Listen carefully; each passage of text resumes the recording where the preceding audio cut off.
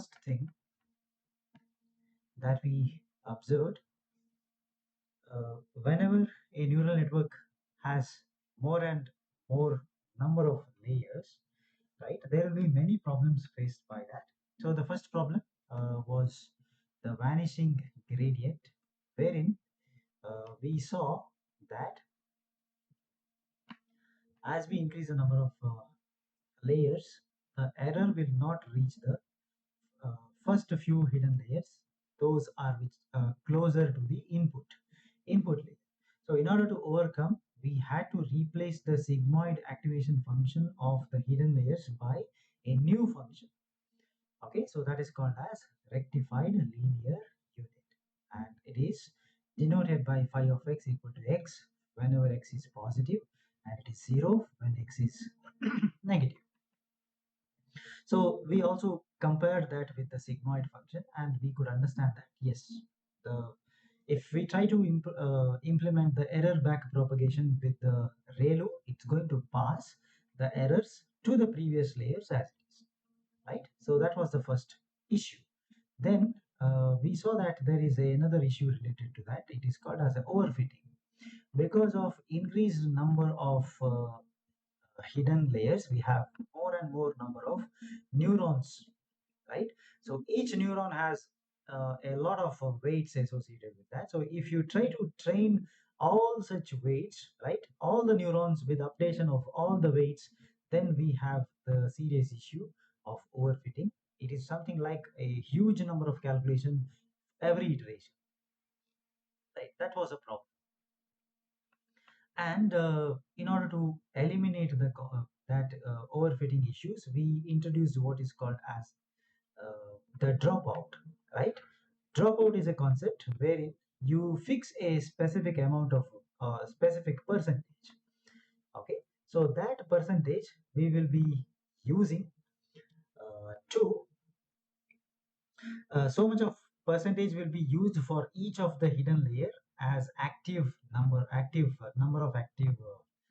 the neurons, or only that much percentage you keep active, others, right, you make inactive, right? So as shown here in the diagram, right, we can see that first iteration or first training cycle, I kept, right, certain neurons active, they get trained. In the next training cycle, right, we randomly selected some other neurons. Okay, so those neurons are getting activated as per this requirement. Okay, so because of this, right, the training uh, becomes successful, right, without overfitting. All right, that was the second problem, right, we were facing. Let's quickly look at the third problem as well. So the third problem faced by deep neural networks is called as the computational load. So this is the third issue. It is called as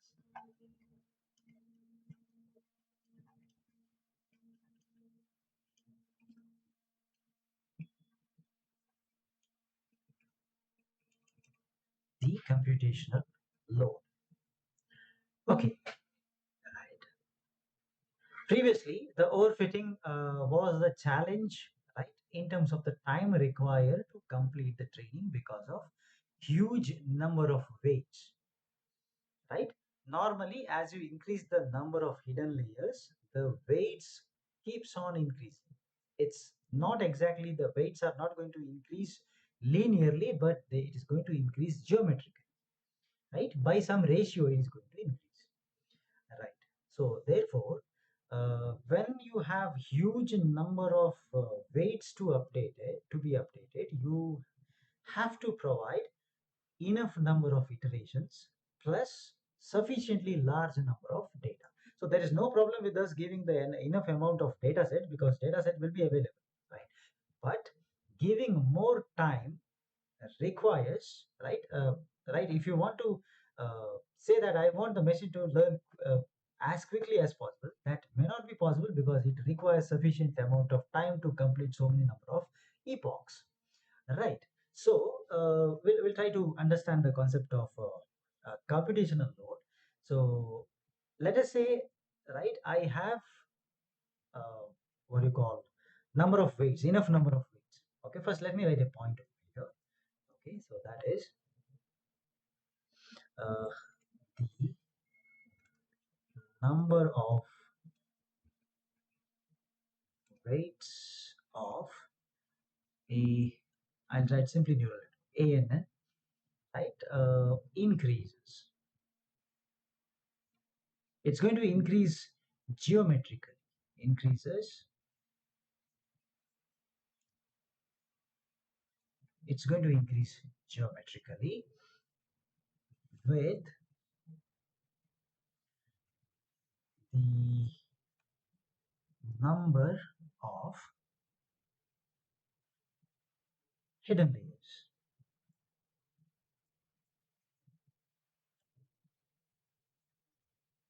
So as the number of hidden layers increase, right, the weights increase in a geometric fashion, right, not a linear fashion. So this implies, what is the implication, right? Ultimately, you require more calculations to be made. So this implies, right, for every weight updation, you have a specific learning rule that needs to be repeated. Okay, so that means this implies more number of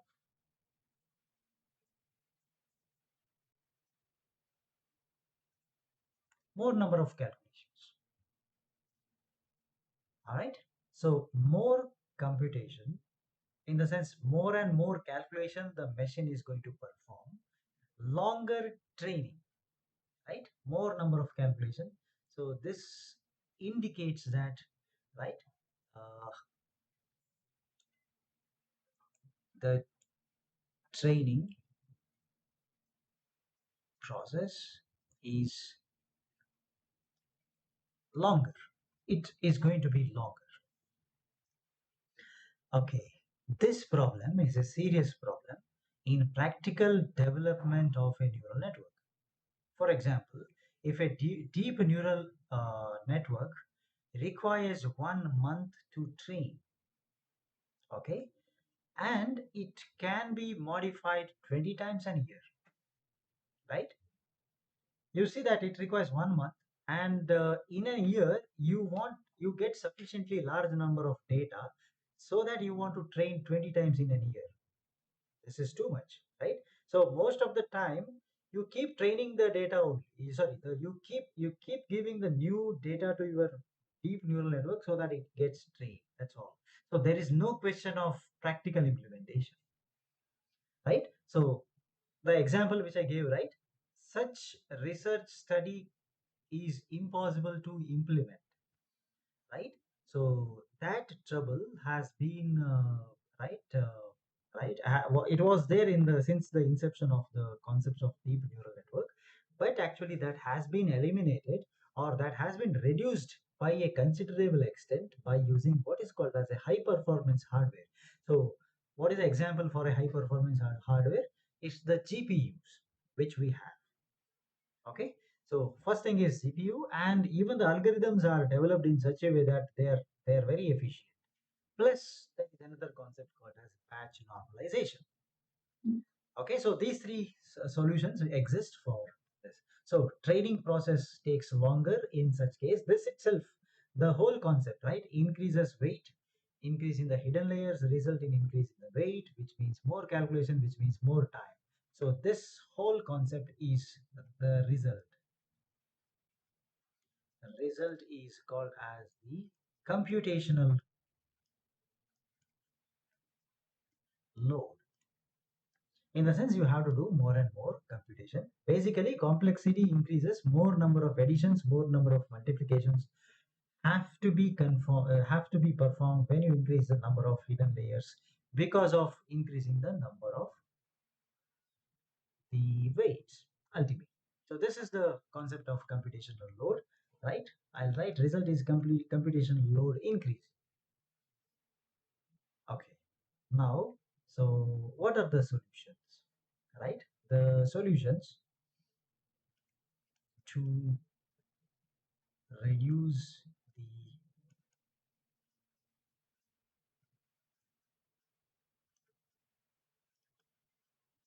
computational uh, the time required, or I'll write a duration.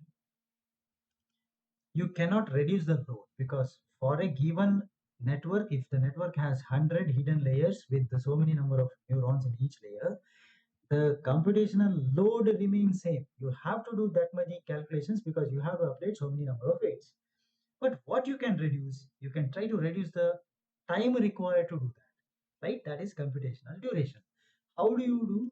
You can implement any of the following. The first one is a by using a high performance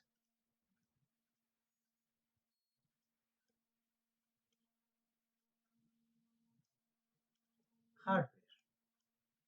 That is, use GPUs. First thing. And the second one. The second one is, right, use efficient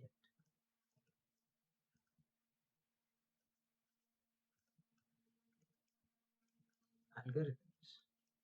The third one is what is called as a batch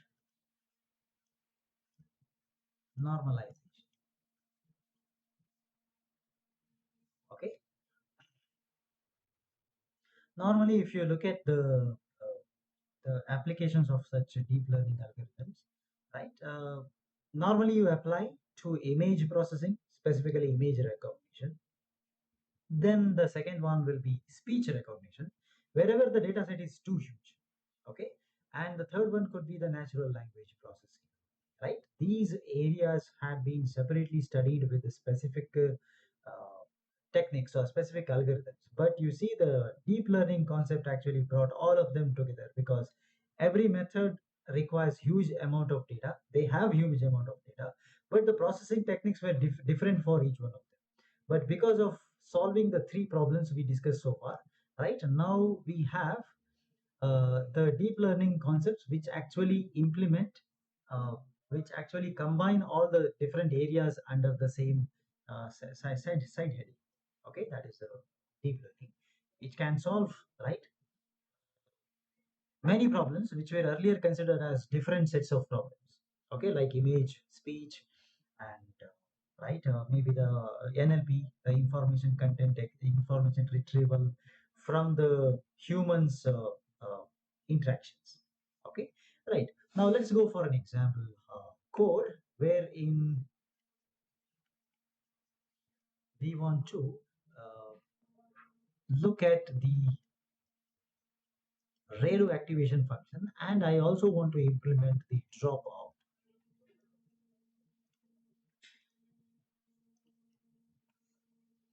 Okay, I just want to bring that into picture.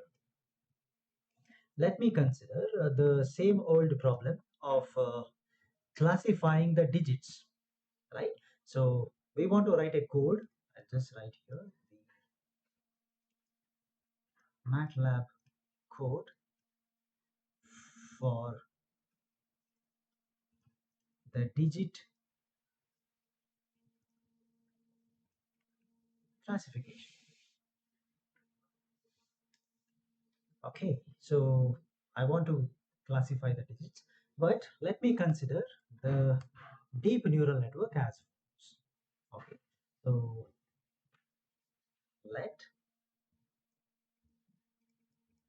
the deep neural network has the following architecture, right? So I'll try to make the one with the three hidden layers.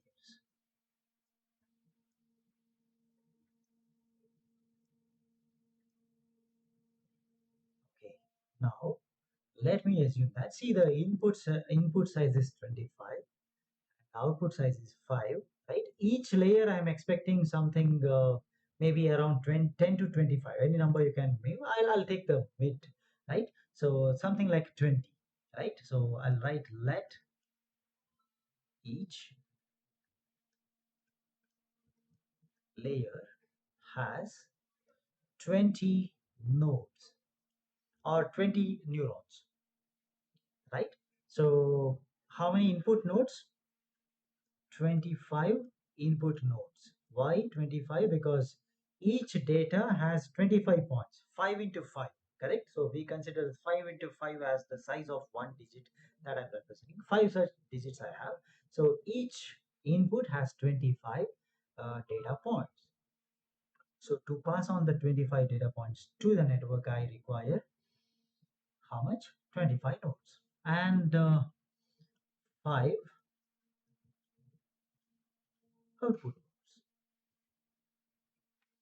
right? And what was the output activation function? That is a softmax.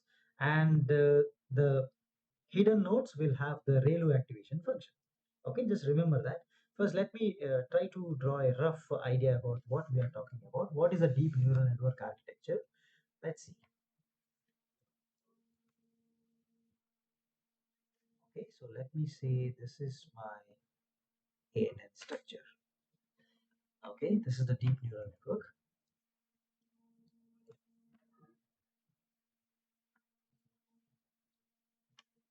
So as you can see here, there are 3 hidden layers, 25 input layers. I'll just write the requirement. So this is input.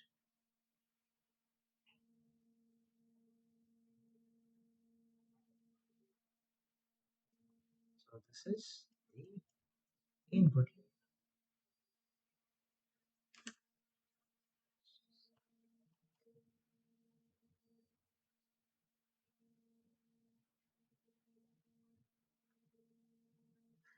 Okay, this is input layer, and then we have the hidden layers. Okay, so these are the hidden layers.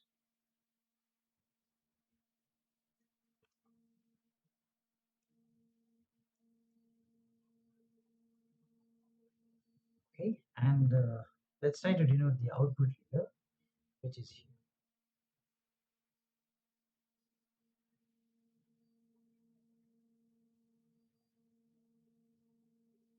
Okay, so this is the output layer.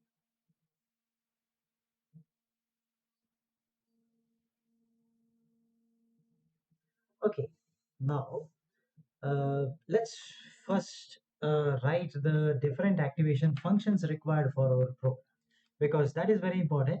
Without the activation function, we may not be able to write what is required. Correct. So I can see that there are the different weights that needs to be updated using what is called as this ReLU function.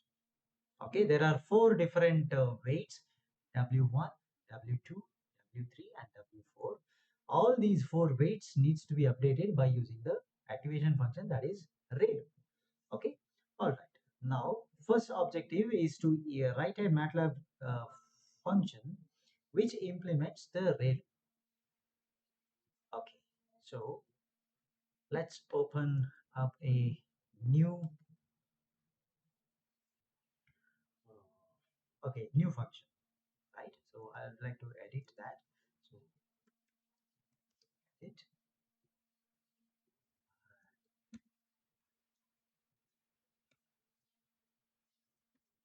my ReLU. Okay, so that actually opens up a new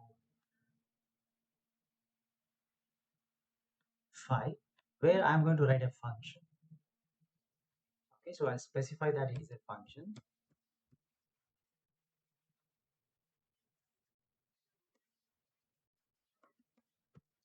right? Give the name same as whatever name that has been given to the file. But before that, let me write the updates, right? What are the outcomes, or what are the returning values? The 4 weights, okay? W1, W2, W3, and say W4, right? Will be the return values of this.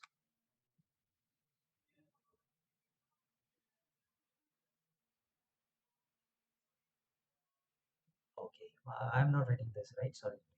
I think I'm directly writing the ReLU function itself. So let me write the ReLU function. How the ReLU function looks? ReLU, the function y is equal to, call the function. Function is my ReLU of you pass some value x, correct? So x is the input to this. It should calculate, right? It should calculate the output. So y is equal to y is equal to the maximum value of 0 comma x. That's all. It's going to return only this one, right? So this is what is expected. Then end. Okay, so that is a ReLU function. Sorry, usually I thought I'm writing the whole code itself. That's why I started with the W1, W2, etc. Right? So it's not the case. I'm writing only what is a ReLU function.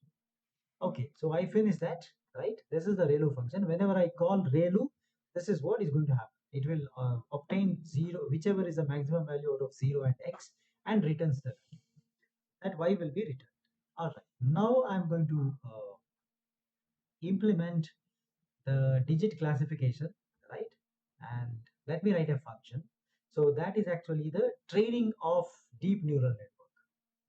Okay, so let me write a new function for that. Edit, right? This is test deep using ReLU. Okay, let this be the name, right? I'm testing the deep neural network using. Okay, it's not a testing. So I'll just give a different name for this. Close this. It's just a deep ReLU. I don't have to test, so let me update that.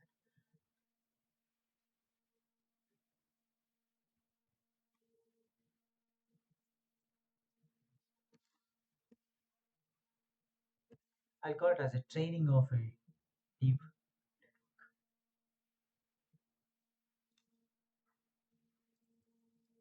Let's call it as deep ReLU. Let's open the deep ReLU. Okay, right. So now I will write the function, and let me write the outputs. Outputs are W1, W2, W3, and W4, because my neural network has 4 sets of weights, is equal to, right? Write the function name, that is deep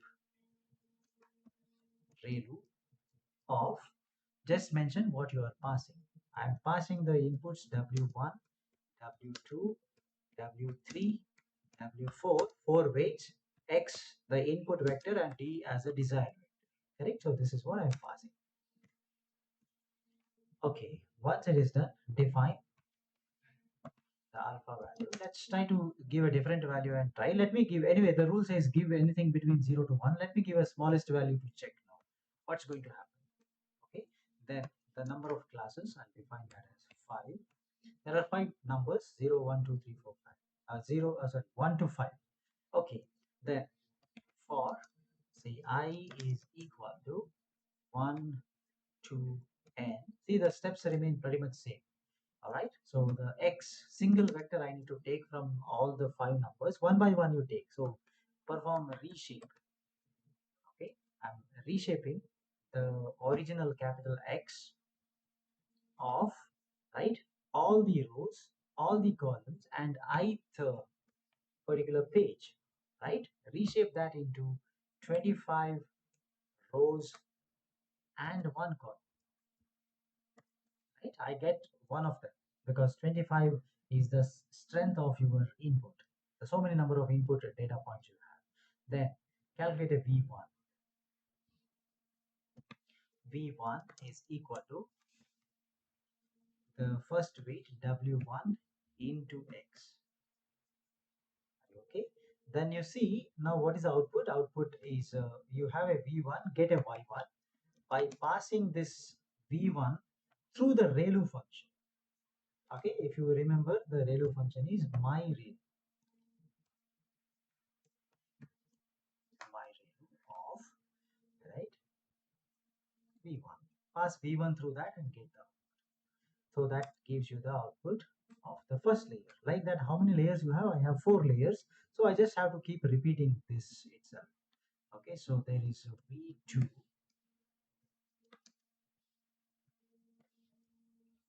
equals to W2 into Y1. Next, get Y2 as my rate of the value that is V2.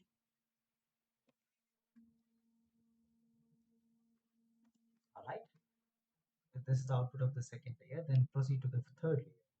The output of third layer we'll call it as V3 is equal to W3 into the output. So that output we call as Y2, Y2. So take you have V3 get Y3.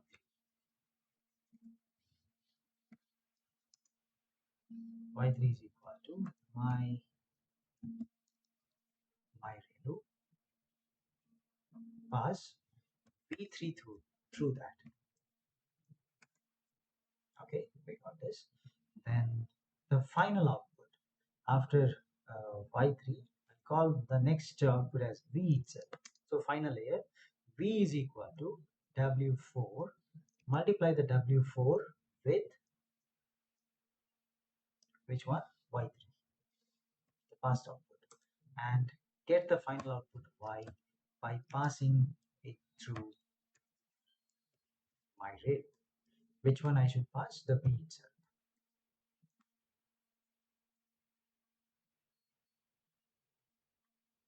All right. Okay. So we do this. Next, once this is done, my next objective is nothing but I have to calculate the desired value. First, let me take up the desired value so that I can make some modifications from this. So after getting a final y, calculate the desired value. Desired value is equal to, okay, I'll write a small d. Small d is equal to capital D of the I, comma, I think this has to be ith row and all the columns. Okay, just take a transpose to match the requirement of our matrix algebra. Right, use this to calculate the error. Right, so then I write error E is equal to, this is desired minus the current output. Okay, so use that to calculate this D. Once you have this E with us, right, my next objective is to calculate the propagate this error back and calculate the error of the previous stage. I'll call it as E3 because the output was Y3 and V3. So E3 is the error of the third layer. So how do you do that? Weight into the delta. Okay, so sorry, I need the delta as well. So we know that the how do you define delta in case of the cost functions, right? If you remember, it is error itself, right? So delta is equal to E, right? Once I have that, now I am going to calculate the E3. E3 is equal to, right, the weight of this layer. So W4, take a transpose, multiply that with the delta. Okay, same steps which we were doing since long time, right? Now, once you have this delta with you, calculate the delta of the previous layer, which is denoted by delta 3. So delta 3 is equal to, okay, let me just write this. So these three lines they correspond to the output layer. Now I am coming one layer before that, which is the third hidden layer, okay, of the neural network. So delta 3 I am calculating with respect to that. So the delta 3, right, is something like what I am supposed to do. I have to perform the V3. I have to multiply the V3 with the E3. Okay, so V3 is the output of the corresponding layers. V3 into E3 is what I'm trying to perform. Okay, But you see, I just want to bring up what is called as only those values, because since I'm using the ReLU, right? So I have to consider only those values in the layers which are greater than 0. Otherwise, I will multiply with even the negative numbers. Correct? So what I do, I try to make one modification because I'm using the ReLU activation function. Okay. So that means I have to consider only those values where, because I'm multiplying V3, but I'll put a condition here. Or use only those V3 greater than 0, because right, only those greater than 0 are used for the activation function. V3 greater than 0 dot star, multiply that with the error, so that is E3. Okay, just understand why I'm writing V3 greater than 0. Normal equation is simply V3 dot E3. But now, since it is a ReLU activation function which uses only the values which are greater than 0 for the next step calculation, I have to use the same thing over here. I have to make sure that I am using only those values of V3 which are greater than 0. Okay, now let's move further. So after E3, I'll write E2 now. Okay, so this is the error of the second layer. So E2 is equal to, let us try to write the same way. So this is W3 transpose into the previous delta which has to be which has to come back. Okay, so that is the delta 3. Okay, and calculate the delta 2 is equal to, use V2 but should be greater than 0 as per our condition, dot star the error, that is E2. Okay, then after E2 I have to come back to the first hidden layer, that is E1. Right, error of the first layer is nothing but the next layer's input weights, that is W2 take a transpose into the delta 2. Right, use this delta 2 to calculate delta 1. Okay, so delta 1 is equal to multiply V1 which are greater than question mark, which are greater than 0, right, dot star, right, the E1. Okay, so you calculated the errors of each of the layer. Once you calculate the errors, you converted them into the individual deltas, you obtain delta 3, delta 2, delta 1. Okay, once you obtain the delta values, ELTA, my mistake, I'll just correct the spelling. Delta. Okay, once we obtain these values, what is the next intention? I have to update the weights. So what I have to calculate? Change in the weights. Right? So let's calculate the change in the weights. So that is dw4, the final weight. dw4 is equal to the alpha value, multiply the alpha with the delta corresponding to that layer. Since it is final layer, its name is delta itself. Okay, into the input corresponding to that layer, right, that is y3. Okay, dash. Then I update my weight, so w4 has to be equal to w4 plus this value, that is dw4, updates the fourth weight, final layer. Then I have to repeat the similar thing for the previous layer. So this is dw3 is equal to, you have to consider the alpha into, see the delta corresponding to that layer is delta 3, into whatever is the input to that layer, that is the third layer is y2. So take y2, then w3 is equal to w3 plus dw3. Then we have the dw2 is equal to alpha into the delta 2 into, this is the output. So that is y1 dash. Okay, use this to update the w. So w2 should be equal to w2 plus dw.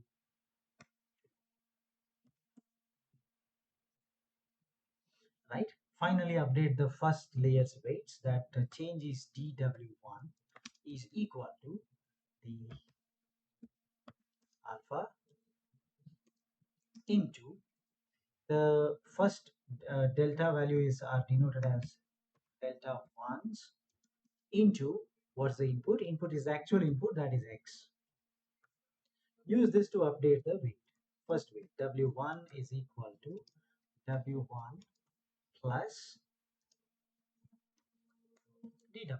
So that actually completes the weight updation, which means my training is over. So I can end the for loop as well as I can end this function. So I'll save this. Okay, so the deep ReLU is over. Okay, right. Now into